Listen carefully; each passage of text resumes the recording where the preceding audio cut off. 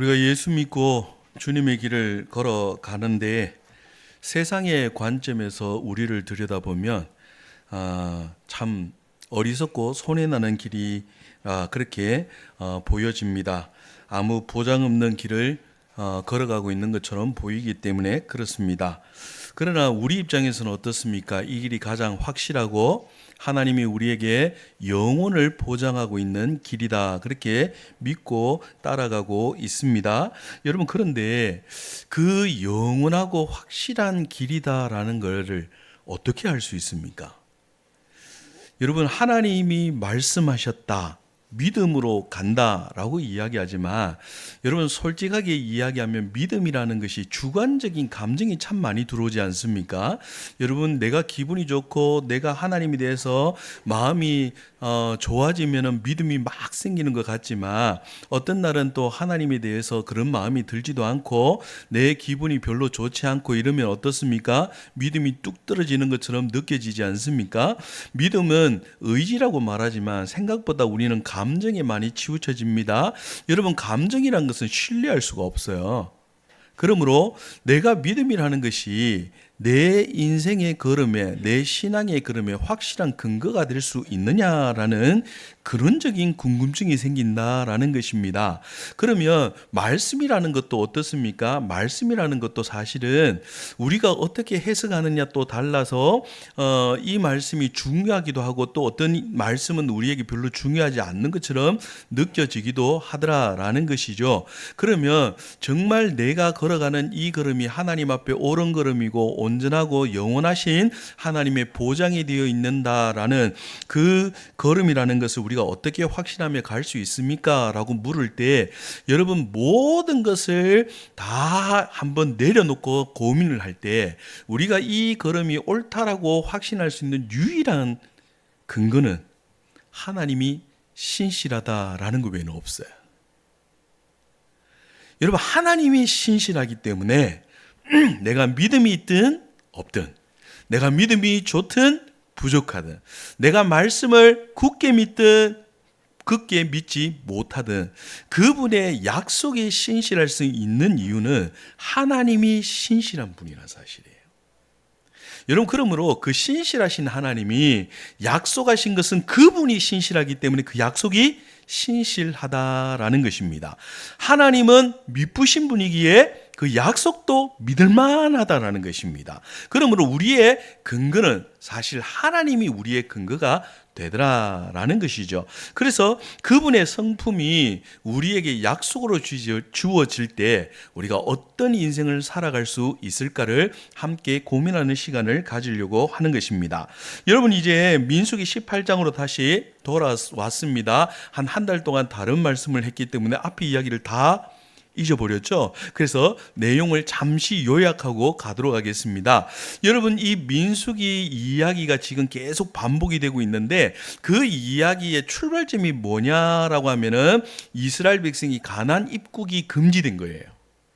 가나안 입국이 금지되다 보니 어떻습니까? 하나님을 향하여 원망의 마음이 나오고 그 원망의 마음이 구체적으로 표출된 게 뭡니까? 너만 하나님의 지도자냐? 우리도 지도자가 될 수 있으니 당신 말고 우리도 함께 지도자가 되자라고 하는 반역 사건이 일어나게 되었습니다. 고라를 중심으로 수많은 지도자들이 함께 역당을 만들어서 모세와 아론을 대적한 사건이 일어나게 되었는데 하나님이 이 모습을 보시고 악하게 보신 거죠. 그래서 고라와 그때 함께한 지도자들을 하나님이 다 죽여버리셨습니다. 그러다 보니 이스라엘 백성이 어떻습니까? 우리 망했다 하면서 그들이 또 원망하기 시작하지 않습니까? 그래서 하나님이 그들에게 몇 가지를 이제 중지하는 사건을 일으키셨는데 그 첫 번째가 뭡니까? 내가 아론을 제사장의 지파로 선택했다라는 걸 보여주기 위해서 아론 지파의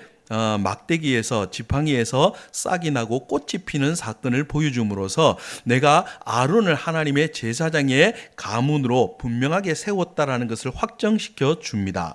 여러분, 그러고 나니 모든 백성이 이제 거기까지는 알겠는데 레위 지파 안에서 또 문제가 일어나게 됩니다. 왜냐하면 고라도 레위 자손이잖아요. 여러분 고라가 레위 자손입니다. 그 레위 자손의 그 아들이 있는데 그 중에 첫째 아들이 아론이었고 그 뒤에 자손들이 있지 않습니까? 이 자손들이 지금 현재 한 부류가 고라 지파였다라는 거예요. 그런데 이 고라 지파는 제사장은 아니고 성막을 짊어지고 가는 사람들이었는데 왜 너희만 제사를 드리고 우리는 성막 이리 뚜껑이나 들고 다녀야 되느냐? 거기에 화가 나서 하나님 앞에 사실은 반역을 일으키는 사건이었고 이제는 수습이 되었지만 여러분 아론의 입장에서는 어떻습니까? 그들과 함께 일하는 것이 유쾌하진 않아요. 여러분 감정이 골이 이미 깊어졌잖아요. 한번 누가 우리에게 대놓고 한번 싸웠습니다. 여러분 우리 지체들 중에 그런 일은 없지만 그런데 막 치고받고 싸웠습니다. 그런데 그 다음에 같이 일을 해야 됩니다. 그러면 같이 일하는 게 쉽습니까? 어려워요. 얼마나 불편합니까? 여러분 아론도 동일하다라는 거예요. 그러니까 하나님이 그에게 두 가지의 선물을 이야기하십니다. 첫 번째, 너가 제사장의 일을 감당하는 것이 하나님 주신 첫 번째 선물이다. 두 번째, 그 일을 감당할 때 두 번째 선물을 주셨는데 이 고라와 이 다른 게르솜 이런 지파들의 도움을 받아서 하나님의 성막을 지키는 것이 은혜이고 그들을 너와 함께 섬기는 그 동역자로 너희들에게 선물로 주었다라고 하면서 선물 두 가지를 소개했다라는 것입니다. 여러분 그러면 아론 지파 사이에서는 이제 특별한 문제가 이제 하나님이 정리하셨으니까 문제가 없어요. 근데 이제는 두 번째 문제가 또 남습니다. 여러분 무슨 문제가 남는가 하면 레위 지파 안에서 지금 다툼이 일어났잖아요. 그죠? 그러면 백성들의 입장에서는 어떻습니까? 이야, 저것들 배부르니까 저것끼리 대장하려고 싸우는가 보다. 여러분 우리가 정치인들 볼 때 꼭 그러지 않습니까? 정치인들 보면 막 자기들이 이게 옳다 절다 막 싸우는데 우리 입장에서는 어떻습니까?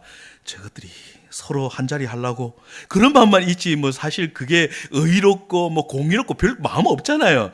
그러니까 여러분 그런 마음처럼 레위 지파 안에서 이런 싸움이 일어나니까 백성들이 레위 지파를 볼 때 어떻다고요? 이런 마음이 든다라는 거예요. 여러분 우리 교단이 얼마 전에 이 고려 측을 이제 안았잖아요. 여러분 고려 측이 우리와 같이 뿌리가 있는 교단입니다. 우리 교단에서 사실 갈라져 나간 거죠. 그래서 이제 어느 정도 세월이 지나가면서 그 교단의 많은 이탈한 교회들을 우리가 안게 되었고 합병을 하게 되었는데 여러분 원래 이 고려 측이 나갈 때 우리 교단의 역사에 아픈 부분들이 참 많이 있어요. 그 중에 하나가 원래 우리 교단이 이제 장로교 안에서는 크게 두 부류가 나눠졌어요. 그러니까 쉽게 이야기하면 자유주의 진영 쪽이 하나가 있고요. 그 진영 쪽에 아주 극으로 나가는 쪽이 한신대 쪽이고. 근데 이제 그 정도는 아니고 그래도 자유 해석을 그대로 갖고 있는 게 여러분 잘 알고 있는 장신대 쪽이에요. 그래서 장신대를 개혁파 쪽으로는 넣지는 않아요. 우리는 이제 같이 하기는 좀 먼 당신이에요. 그런데 그 외의 교단들은 장로교는 한 뿌리잖아요. 그래서 우리가 신사참배 이후에 그들과 같이 합하자 해서 한번 합했습니다. 그래서 그 교단 이름이 뭐라고요? 합동이에요. 그러니까 여러분 장로교 합동이 우리하고 합해졌기 때문에 합동이에요. 그런데 합하고 나니까 우리는 작은 교단이고 거기는 큰 교단이었잖아요. 그러니까 이 사람들이 작은 교단에 있는 사람들을 따돌리기 시작을 합니다. 그래서 나중에는 무슨 일까지 일어났는가 하면 우리 교단의 총대들한테 총회가 어디서 하는지를 가르쳐주지 않고 자기들끼리 총회를 해버린 거예요. 그러니까 이런 일이 일어나니까 도저히 함께할 수 없다라고 해서 우리가 떨어져 나오게 됩니다. 여러분 떨어져 나오다 보면 이제 무슨 문제가 일어나냐면 좀 복잡한 문제가 하나 일어나요. 여러분 이 재산 문제가 일어나요. 무슨 말인가 하면 우리 교단에 원래 한산동 목사님이 어디에서 심호하셨는가 하면 부산 초량교회에 계셨어요. 그런데 이제 저희들이 나오면서 초량교회 교인들이 다 같이 고신으로 이제 다시 나오게 되지 않습니까? 그러면 초량교회 건물은 누구 거냐라는 문제예요. 교인들이 나왔으면 당연히 우리 거 아닙니까? 라고 하는데 이때 이 합동 측에서 뭐라고 이야기하냐면 건물은 교단 소속이니 몸만 나가시오 이렇게 된 거예요. 그러면 이제 어떤 문제가 일어납니까? 서로 막 치고받고 싸우지는 못하잖아요. 그래서 우리 교단 안에 이거 고소해야 된다.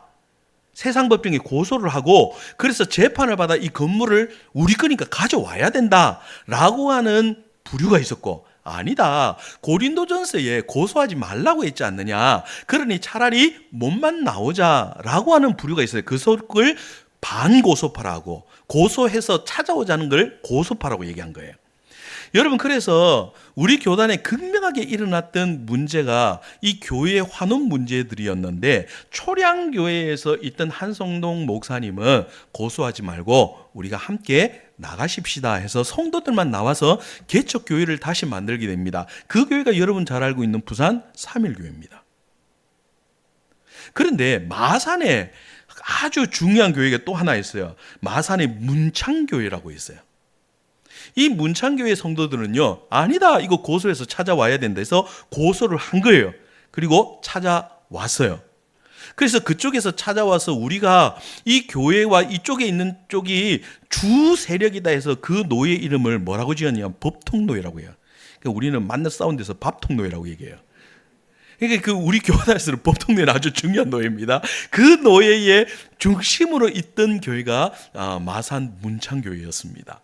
여러분, 그러니까 이런 고소 문제, 반고소 문제가 생기기 시작하는데, 이 문제가 지나고 나서 그 뒤로 흘러가면 흘러갈수록 교회 안에 제사 문제들이 자꾸 생기니까 고소하는 문제, 고소하지 말아야 되는 문제가 우리 교단을 시끄럽게 만든 거예요. 그래서 결국은 이제 고소하지 않아야 된다고 주장하던 목사님들이 이쪽에서는 우리가 함께 있을 수 없다라고 해서 따로 나가서 교단을 만들게 되었는데, 그 교단이 고려측이에요. 고려측이 반고소파입니다. 우리는 고소파고요. 여러분, 그렇게 하다 보니까 제일 타격을 입은 노예가 한 군데가 있어요. 수도권에서 제일 많은 교회가 이탈을 하게 되는데, 그때 경기 노예가 3분의 1 이상이 떨어져 나가 버립니다. 그래서 경기 노예가 아주 위험한 고비를 맞게 되는 사건이 생기게 되는데, 그때가 이제 고려측이 나가는 문제였습니다. 여러분, 나가고 나니까 이 고려측 교회가 탄탄하게 성장을 했어요. 이유가 있습니다. 거기에 걸출한 목사님 한 분이 계셨어요. 그분이 서곤템 목사님이십니다. 우리가 역사니까 이제 실명을 다 얘기해도 상관이 없죠. 그래서 서곤태 목사님을 중심으로 해서 고려측이 굉장히 든신하게 성장을 합니다. 그런데 서곤태 목사님이 노년에 문제가 생기죠. 재산 문제가 생기고요. 그러니까 이제 이 돈 사용하는 문제가 조금 석연치 않은 문제들이 많이 생기고요. 그 다음에 이 신학교 때문에 또 이 물질 사용이 또 복잡한 문제가 생기고요. 그리고 개인적인 추문들이 좀 몇 개가 일어났었어요. 그러다 보니 모든 젊은 목사님들이 서 목사님을 참 존경했었어요. 저도 서 목사님 설교를 실제로 듣고 했는데 정말 탁월하시더라고요. 너무 말씀이 은혜가 되고, 또 본인이 가지고 있는 굉장한 카리스마도 있고, 그래서 이제 그분을 정말 대단한 분이다 했는데, 그 노년에 그 문제가 일어나니까 이 젊은 목회자들이 우리가 이 목사님을 따르고 갈 수 없다라고 해서 결국은 고민하다가 이탈자가 생기게 됩니다. 그래서 첫 번째 한 부류가 생기고 두 번째 한 부류가 생겼는데, 그분들을 다 모아가지고 저희들이 합병한 게 고려측 합병이었어요.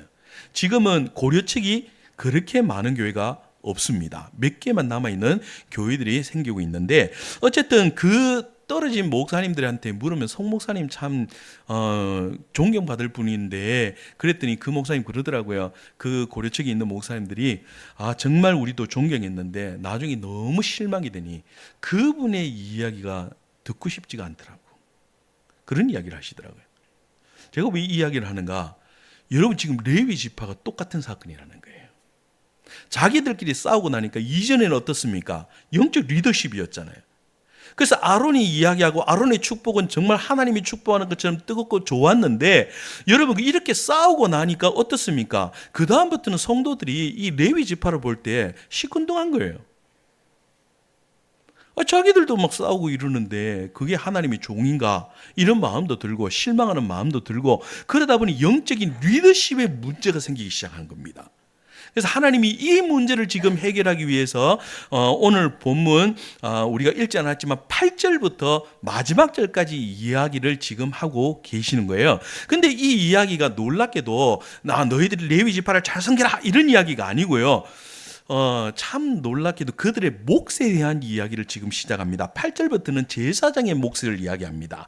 제사를 드리면 양 한 마리를 잡아요. 그러면 이 양을 다 태우는 게 아니고요. 앞다리와 뒷다리를 다 각을 떠서 분리를 하잖아요. 그럼 어떻습니까? 그 뒷다리와 그 사태살이나 이런 좋은 것들은 누구 몫이라고요? 아론의 지파의 몫이라는 거예요. 그러니까 제사장한테 줘야 된다는 거예요. 그리고 그것을 함부로 너희들이 없이 할 수 없다라고 분명하게 몫을 받고 있습니다. 두 번째는 21절부터 나오는데 레위 지파 이야기예요. 이 레위 지파는 몫이 무엇인가 하면 백성들의 11조로 그들의 생활비로 주어라 라고 명령을 하십니다. 그리고 11조를 받은 레위 지파는 어떻게 합니까? 이 은혜에 감사하여 그들이 받은 소득의 11조를 또 하나님께 다시 드려야 된다는 게 25절부터 나오는 이야기예요. 지금 왜 갑자기 이 몫에 대한 이야기를 하는가라고 하면 여러분 지금 레위 지파가 제가 앞에서 이야기한 것처럼 영적인 신뢰도가 떨어지잖아요. 그러면 백성들이 레위 지파가 제사하는 걸 보면 기분이 어떨까요? 별로 유쾌하지 못해요. 여러분 그러면 은혜가 떨어집니다. 은혜가 떨어지면 그 다음부터 일어나는 일은 이제 복잡한 일이 일어나기 시작합니다. 여러분 성도들이 은혜가 떨어지면 제일 먼저 변화되는 게 뭔 줄 아십니까? 헌금이 줄어요. 별로 드리고 싶지 않아요. 실망은 사람이겠는데 헌금은 하나님께 드리는 거잖아요. 근데 이상하게도 사람에 대해서 실망하고 나면요, 그 다음부터 우리가 헌금이 떨어지기 시작합니다. 예전만큼 열심 있게 헌신 있게 헌금 안 합니다. 여러분 그러면 헌금이 점점 줄고 여러 가지 문제들이 생기면 그 다음에 일어나는 문제가 뭔 줄 아십니까? 그 다음에 일어나는 문제들은요, 그 사람들에 대해서 욕을 하고 비난하는 일들이 일어나요. 그러면 그 다음에 일어나는 일은 뭔 줄 아십니까? 거기에 상처받은 젊은 사람들이 교회를 떠나가요. 이거는 지금 한국교회에 일어나고 있는 일입니다. 젊은 사람들이 떨어져 나가고 나면 그 다음에 일어나는 일이 뭔 줄 아십니까? 목회자로 헌신하는 사람들이 사라져요. 한국교회가 지금 그대로 받고 있어요. 여러분 지금 우리 고려신학교의 신대원의 목회자 후보생들이 지금 미달인 거 아세요? 지금 5년째 미달이에요. 이제 목회 안 하는 거예요. 왜 안 할까요? 젊은 분들이 교회에 실망했어. 이제 점점 떨어져 나가는 거예요. 여러분 그럼 그 다음에 일어나는 일이 뭔지 아십니까? 그 다음에 일어나는 일은요, 목회자 구하는 게 어려워져요. 여러분 실제로 우리가 겪고 있어요. 우리가 지금 목회자 구하는데 되게 어려웠잖아요. 요번에 구하는 것도 오랜 시간 걸렸잖아요. 여러분 지금 우리 노예 안에 은혜교회라는 교회가 있는데 그 교회가 지금 6달째 목회자를 못 구하고 있어요.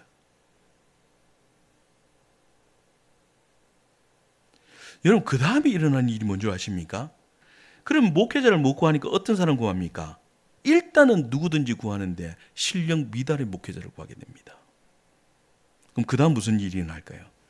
믿음 없는 목회자의 설교를 들은 믿음 없는 성도들이 나타나게 돼요. 출발이 뭡니까?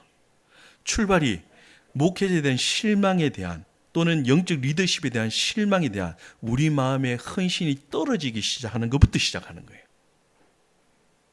그래서 여러분 옛날에 청교도가 미국에 건너가서 그들이 제일 먼저 세운 건물이 뭔 줄 아십니까? 제일 먼저 세운 건물은 교회입니다. 자기 집을 세우기 전에 교회부터 세웁니다. 그리고 그 다음에 자기 집을 지었습니다. 그 다음에 관공서나 이걸 지은 것이 아니고요. 그 다음에 세 번째 지은 건물이 놀랍게도 신학교입니다. 여러분 그때 세워진 신학교 이름이 뭔 줄 아십니까? 하버드대입니다. 하버드대가 원래 신학교예요. 그런데 그 신학교 앞에 돌로 된 비문이 하나 있어요. 그 비문에 뭐라고 기록이 되어 있는가 하면 이렇게 기록이 되어 있습니다.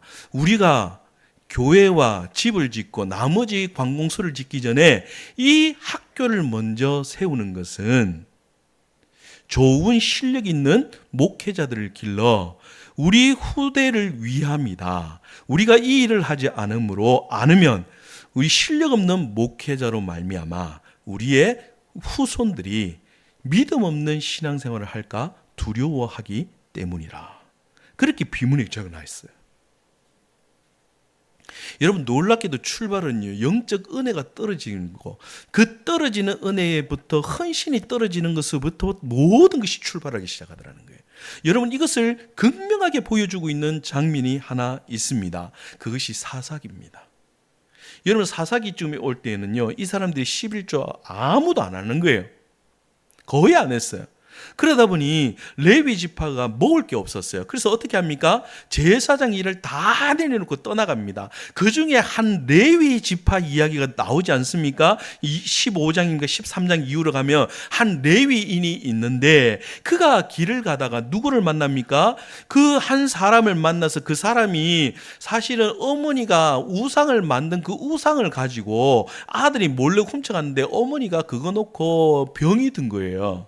우상 잃어버렸다고. 그래서 아들이 그거 보고 안 되겠다 우상을 다시 가져옵니다. 그러니까 그거 우상 가져온 것을 보고 하나님께 감사해요. 참 희한하죠. 우상 가져왔는데 하나님께 감사해요. 그래서 뭘 만듭니까? 드라빔을 만들어요. 근데 드라빔이 우상도 아닌 것이 하나님의 선물도 아닌 것이 애매해요. 근데 이걸 또 모셔야 돼. 그러니까 이걸 모실 제사장을 찾다가 한 레위 그 제사장이 지나가는 걸 보고 내가 얼마의 돈을 줄 테니 우리 집에 제사장이 되라 그렇게 이야기하잖아요. 그래서 그게 오케이 해가지고 개인의 제사장이 돼버려요. 여러분, 영적으로 하나님만 섬기고 나라를 위하여 섬겨야 되는 제사장이 개인의 제사장이 되고 결론은 이 개인의 제사장이 뭘 섬깁니까? 우상을 섬기게 되는 거예요. 그런 영적인 끝없는 타락을 보여주고 있는 것이 사사기예요. 그래서 두 번째 레위인 이야기가 또 나오잖아요. 이 레위인이 어느 날 첩을 두잖아요. 이 레위인은 또 잘 살았나 봐. 다른 레위인은 대부분 살지 못해가지고 모든 걸 버려두고 가는데 이 레위인은 좀 잘 살았는지 첩을 하나 둡니다. 그래서 그 첩을 어느 날 고향에 돌려보냈는데 뭐 싸웠는지 고향으로 가버리잖아요. 그래서 그 첩을 다시 찾으러 갔다가 오는 길에 이 불량배들에게 나쁜 일을 당해서 죽임을 당하지 않습니까? 거기에 격분해가지고 어떻게 합니까? 이런 인간들을 내버려 둘 수 있는가? 그래가지고 토막 사건을 내잖아요. 12개를 토막을 내가지고 12지파를 다 보내잖아요. 그래서 이런 무리들을 너희들이 내버려 둘 수 있느냐? 그것 때문에 한 지파가 멸절할 위기에 놓이게 되지 않습니까? 여러분, 이런 이야기들, 끝없이 영적으로 타락했던 것이 삶의 어떤 모습으로 드러나고 있는지를 보여주고 있는 책이 사사기입니다. 결론이 뭐였습니까? 그들에게 왕이 없으므로 자기 소견에 옳은 대로 살았더라. 즉 하나님을 섬겨야 되는 그 왕을 가르쳐줄 사람도 없고 그 가르쳐줄 사람이 없으니 그들의 마음에 왕도 없으니 자기 멋대로 살았더라. 이게 사사기의 결론 아닙니까? 사는 여러분, 이 출발이 뭐였습니까? 영적 리더십에 대한 불신부터 시작이 되는 거예요. 하나님이 이 문제를 지금 해결하기를 원하시는 거예요. 그래서 그들에게 뜬금없이 지금 하나님 말씀합니다. 제사장의 몫을 챙겨라. 레위 지파의 몫을 챙겨라. 그래서 이것을 절대로 없이 하지 말라 하면서 하나님이 오늘 문맥상 이 이야기가 나올 필요가 없는데 이 이야기를 하고 계시는 거예요. 그 이야기는 너희들의 영적인 출발이 어디서 출발하고 어디서 떨어지며 어떻게 결론을 향해 사사기의 결론을 향해 달려가고 있는지를 너희들이 똑바로 알아야 되는데 그 출발점이 뭐라고요? 하나님을 향한 그 실망의 마음 때문에 우리가 하나님을 향한 헌신의 도가 떨어지는 거, 그거 막아야 된다라는 것을 우리에게 가르쳐주고 있더라라는 것입니다. 산성도 여러분, 여러분은 하나님을 향하여 이 뜨거운 마음을 지금 유지하고 계십니까? 아니면 이런저런 실망과 이런저런 습관적인 일들 때문에 하나님을 향해 뜨겁게 살던 그 마음이 혹시 식어버리지는 않았습니까? 언제부턴가 기도의 제단이 사라지고 언제부턴가 말씀 있는 제단들이 사라지기 시작하며 언제부턴가 내 마음이 식은 때 그거 깨닫지 못하고 살아가고 있지는 않습니까? 그러면 우리도 모르는 사이 사사기를 향해 그냥 달려갑니다. 그래서 하나님께서 이것을 반드시 지키랍니다. 여러분 드릴 때 기분 나쁠 수도 있지요. 기분 안 좋을 수도 있지요. 자기들끼리 밥그릇 싸움하는 거 보면 뭐가 좋습니까? 그거 보면서도 이 하나님을 향한 헌신의 마음을 꺾지 말고 그것은 하나님께 반드시 바쳐야 된다라고 말씀하시면서 영적인 경계를 우리에게 가르쳐주고 있더라라는 것입니다. 산성들은 우리가 하나님께 그런 은혜의 마음 식지 않고 잘 붙드는 은혜가 있기를 간절히 믿음으로 소원합니다. 여러분 그러면 이제 레위 지파 입장에서 또 봐야 돼요. 이 구절을 레위 입장에서 바라보면 여러분 레위 입장에서는요 이 구절이 사실은 조금 애매합니다. 왜냐하면 여러분 레위인들은 무엇으로 생활을 해야 됩니까? 11조로 생활을 해야 돼요. 근데 11조를 백성들이 잘 바치면 문제가 없어요. 그런데 여러분 생각해 보면 11조가 잘 바쳐집니까? 아니요, 어려워요. 상당히 어려워요.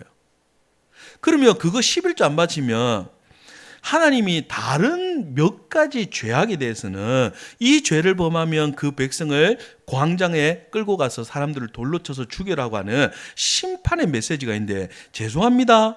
11조는 그게 없어요. 11조 안 하면 죽여야 된다 뭐 이렇게 있나요? 없어요. 그러면 사람들은 어떤 마음이 생깁니까? 그거를 잘 안 할 수 있어요. 그건 당연한 문제예요. 그러면 레위 입장에서 보십시오. 지금은 하나님이 이렇게 말씀하시니까 열심히 11조를 바치니 그들의 삶이 유지가 되는데 어느 순간 세월이 지나다 보면 이것이 흐트러지게 되면 자기들의 삶의 일부가 없어지잖아요. 그러면 어떻게 해야 됩니까? 살 방법을 강구해야 되잖아요. 이 경상도 말로 단도리를 잘해야 된다 하는데 단도리가 보니까 일본 말이더라고요.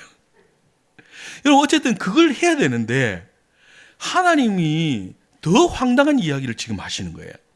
지금 어쨌든 내 삶을 유지할 수 있도록 한 평의 땅도 좀 마련하고 한 평에 무슨 그 투자하는 재테크도 마련하고 이런 걸 해야 되는데 하나님이 뭐라고 말씀하십니까? 오늘 본문을 보시면 이렇게 이야기하시죠.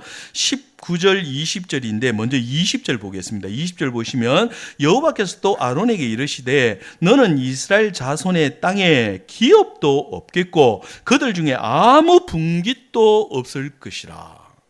여러분 가나안 땅에 들어가면은요 지금 어쨌든 그들이 생활하고 그들이 안정된 삶을 누릴 수 있는 무언가를 준비를 해야 되는데 그러려면 땅이 필요하고 어떤 분깃이 필요해요. 어떤 소산이 필요합니다. 그런데 하나님이 뭐라고 하십니까? 너희가 그 땅에 가면 어떤 땅도 없고 어떤 분깃도 없을 거야.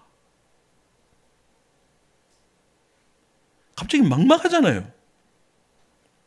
사람 마음은 변하는데 사람 마음은 변할 수 있는데 그들이 헌신하는 헌신의 몫으로 너희들은 생활을 해야 돼 라고 지금 말씀하셨는데 그거를 좀 안정되게 유지하기 위해서 뭔가를 준비를 해야 되는데 하나님 그거 없다라고 말씀하시는 거예요. 그럼 너무 막막하잖아요. 왜 그렇게 하시는가? 여러분 그러면서 하나님이 뒷구절에 이렇게 이야기하십니다. 내가 이스라엘 자손 중에 내 분깃이요 내 기업이라. 여러분 이 하나님의 은혜로 살아가는 이 레위 지파들은요 이스라엘 백성을 의지하면 안 된다라는 거예요. 여러분 보십시오. 지금 레위인들이 이스라엘 백성을 의지하게 되면 어떤 일이 납니까? 그들이 11조 안 내면 그들이 위험하잖아요. 삶이 문제가 생기잖아요. 그러면 어떻게 합니까? 그거 내기 위해서 온갖 인간적인 방법, 인간적인 뭐 어떤 그런 것들을 행할 수 있어요. 그리고 그들이 마음이 변하면 그들의 마음을 맞춰줘야 돼요. 그게 뭡니까? 묶였다라는 거예요. 여러분 레위인들은요 그 레위인들의 목줄을 일반 12지파가 지고 있는 게 아니에요. 근데 언뜻 외관적으로 보면 뭡니까? 11조 내는 그들이 목줄을 쥐고 있잖아요 지금. 근데 거기 묶이지 말라는 거예요. 너희들을 지키고 너희들을 인도하는 너희들의 기업은 나 여호와지 그 백성이 아니라는 거예요. 여러분 굉장히 어려운 문제입니다. 사실은 굉장히 풀어가기가 쉽지 않은 문제입니다. 여러분 현대인들도 이 시대는 레위인이 없지만 지금 이 시대 레위인들은 사실 모든 성도들이 레위인 아닙니까? 여러분들의 목줄을 누가 쥐고 있습니까? 세상이 쥐고 있지요. 돈이 쥐고 있지요. 세상이 이렇게 하면은요 끌려가잖아요. 돈이 이렇게 하면은요 우리 마음이 막 흔들리잖아요. 저거 가져야 되는데 저게 나를 도망가면 어떡하나 싶어서 하나님 말씀과 돈을 견줄질하면서 우리가 어디를 붙어야 되냐 갈등하면서 사는 것이 우리 현실의 모습 아닙니까? 여러분 그런데 하나님 분명히 말씀합니다. 이 시대를 살아가는 우리에게 그것이 너희들의 분깃이 아니라는 거예요. 너희들의 기업이 아니라는 거예요. 하나님이 너희들의 기업이라는 거예요.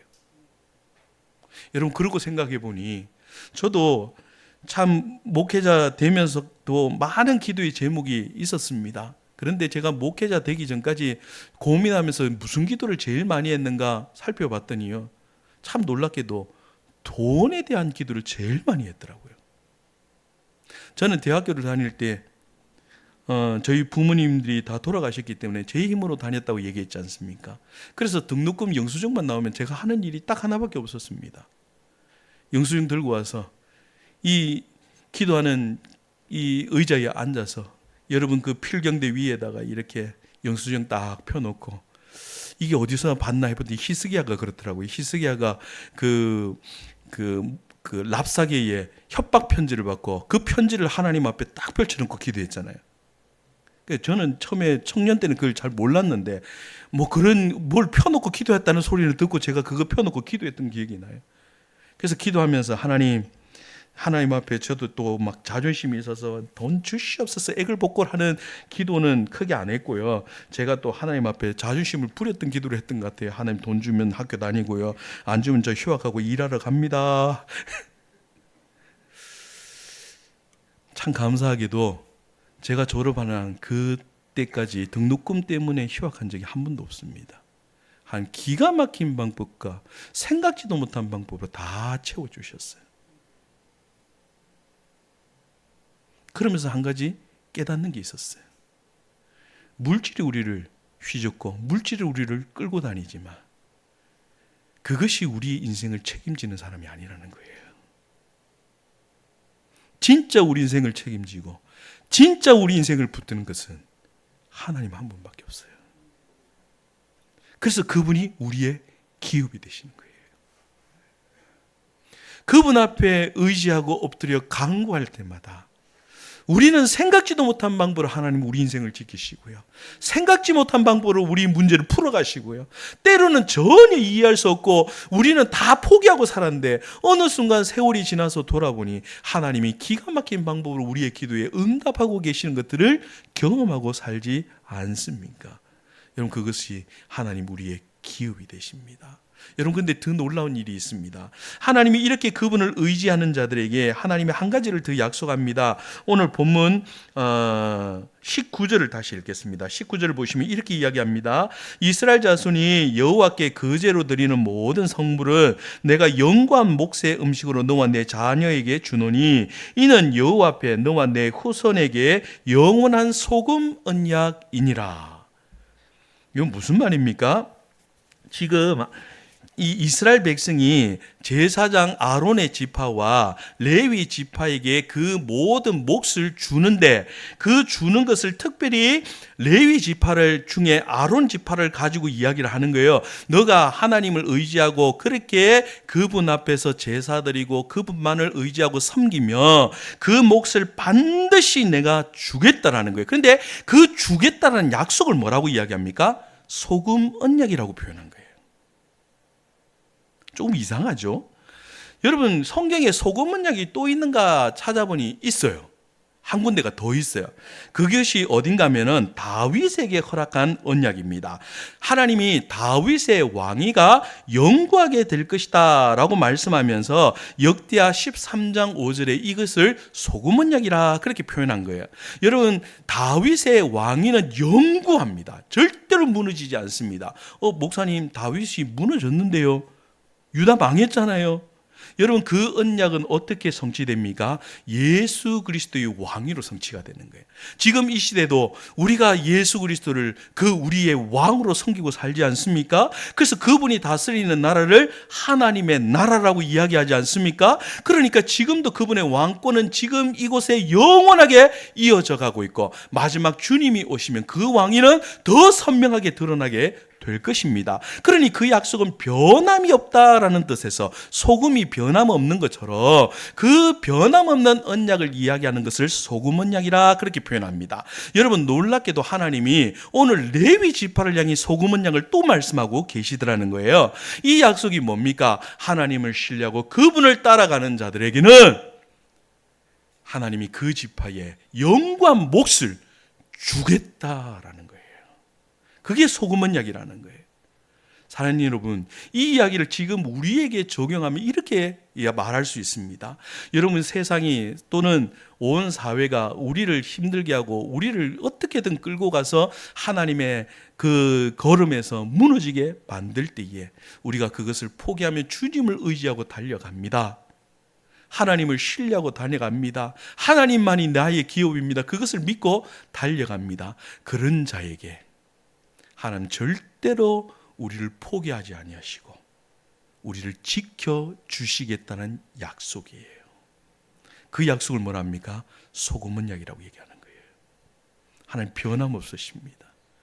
제가 앞에 모든 약속의 확실한 근거가 무엇입니까? 라고 이야기할 때 그 근거가 뭐였습니까? 하나님의 신실하심이었습니다.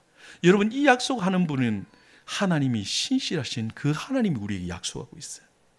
변함없는 그분이 우리에게 약속하고 있어요. 여러분, 하나님은 변함없으십니다. 하나님은 그 약속을 절대로 변개하지 않습니다. 민수기의 말씀처럼 하나님의 인생이 아니시니 시건치 아니하시고 인장 아니시니 후회가 없으시다. 어찌 그 말씀하신 말을 행치 않으시며 하신 말씀을 실행치 않으시랴. 내가 너희에게 복을 선하였으니 이 일이 어떻게 변하게 되리요. 사랑하는 성도 여러분, 하나님은 우리를 지키시만 약속하셨습니다. 그분을 기업으로 삼고 가는 모든 하나님의 레위 지파들은 하나님 반드시 그 몫에 음식을 줌으로 너희들을 지키겠다고 하나님이 약속하고, 그 약속은 절대로 변함없기에 이 약속을 소금 언약이라고 표현하시면서 우리에게 말씀하고 있습니다. 이 시대를 살아가는 영적인 레위 지파 여러분들, 이 시대가 여러분들에게 돈으로, 권력으로, 환경으로, 수많은 것들로 여러분들을 목줄을 쥐고 끌고 가는 것처럼 보이지만 거기에 끌리지 않고 하나님은 나의 영원한 기업이십니다라고 고백하는 자에게 하나님 동일한 약속으로 약속합니다. 하나님 여러분들을 지키십니다. 보호하십니다. 오늘 그 약속을 붙들며 여러분들이 하나님의 거룩한 언약 가운데 살아가는 주의 백성 되기를 간절히 믿음으로 소원합니다. 여러분, 말씀 기억하며 한 1분간 기도하기를 원합니다. 하나님, 우리를 붙드시고 보호하시는 그 약속, 오늘 우리도 지키며 주님 의지하고 주님 붙들게 도와주옵소서. 말씀 기억하며 함께 기도하겠습니다. 사랑과 은혜가 풍성하신 자비하신 하나님, 오늘도 주님을 의지하는 모든 자들을 주님이 붙드시고 지키시고